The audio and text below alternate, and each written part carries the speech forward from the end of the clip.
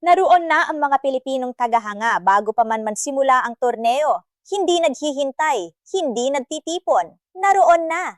At ang detaling iyon pa lamang ay nagsasabi na sa iyo ng lahat ng kailangan mong malaman tungkol sa kinalalagyan ng kwentong ito ngayon.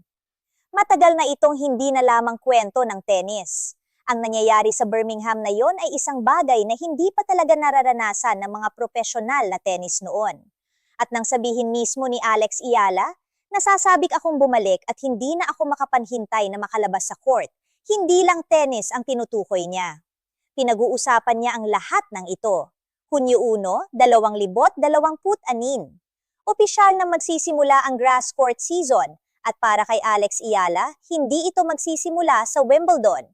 Dito ito magsisimula sa Lexus Birmingham Open, isang WTA 125 event sa Edgbaston Priory Club, kung saan si Iyala ang papasok bilang top seed. Ang kanyang kasalukuyang world ranking ay nasa ika-37 pwesto, isang hakbang pabalik sa career high na world number 20 na naabot niya noong Marso 16, 2026, noong meron siyang 1,500 at 25 ranking points at mukhang malapit na siyang makapasok sa ibang tier ng sport na ito. May naagaw sa kanya ang clay season. Lumipat ang mga numero sa maling direksyon. Ngunit ang Birmingham ang reset button. At hindi lang ito tungkol sa tennis. Ngunit para maunawaan kung ano ang maaaring mangyari ngayong linggo, kailangan mong maunawaan ang buong larawan. Ang mga numero, ang kasaysayan, at ang phenomenon na sumusunod sa kanya saan man siya magpunta. Sa hard courts noong 2026, si Iyala ay nagwagi ng 14 at 8 talo na may 63.6% na win rate. Matibay, konsistente.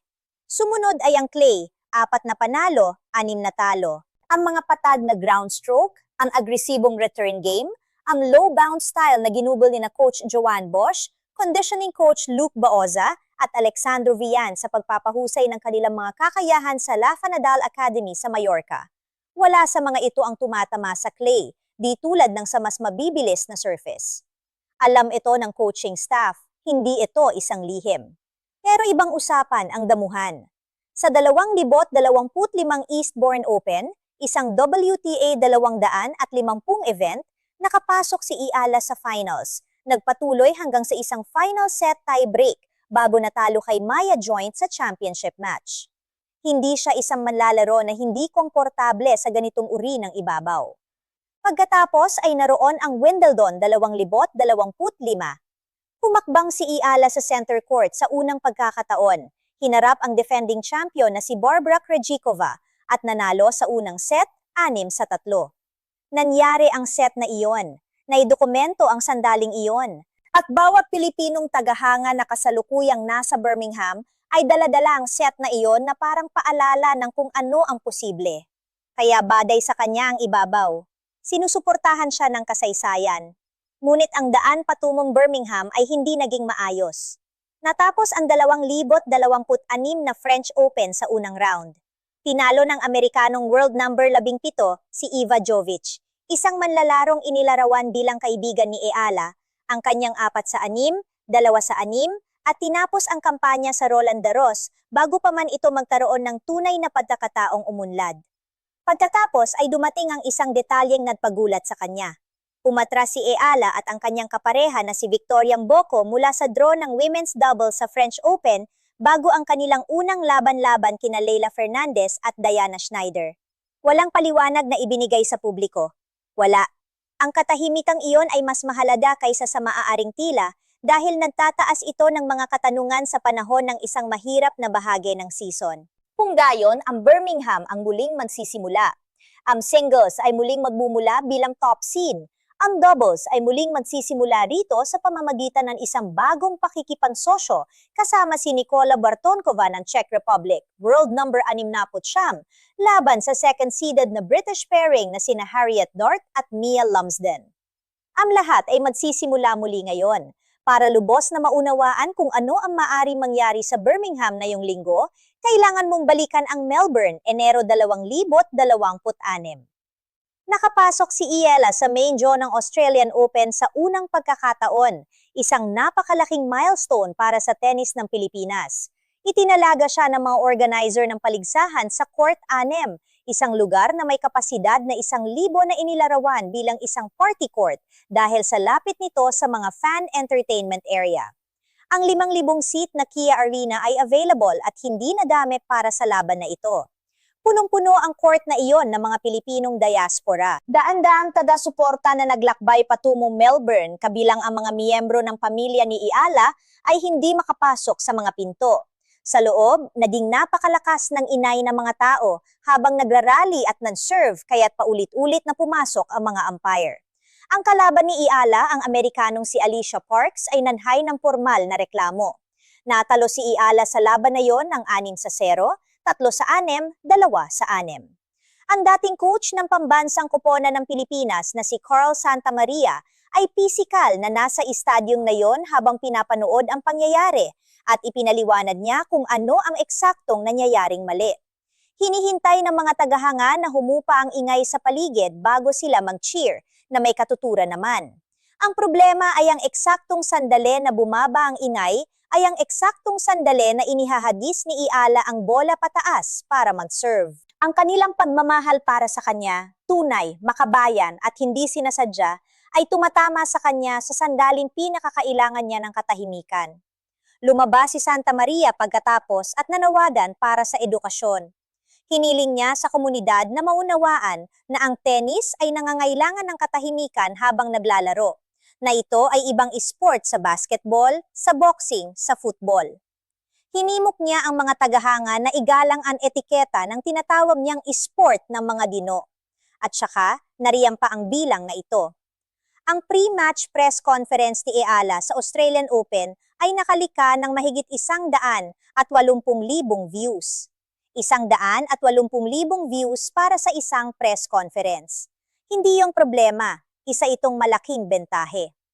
Sa Australian Open, inilagay ng mga organizer ng paligsahan si Iala sa isang court na may 1,000 upuan habang ang Kia Arena na may 5,000 upuan ay available. Sa Italian Open sa Rome, ganito rin ang nangyari. Mas maliliit na lugar, mga panlabas na court. Ang mga manonood na hinihikayat ni Iala ay itinuring na isang problema sa logistik na dapat pamahalaan o pigilan.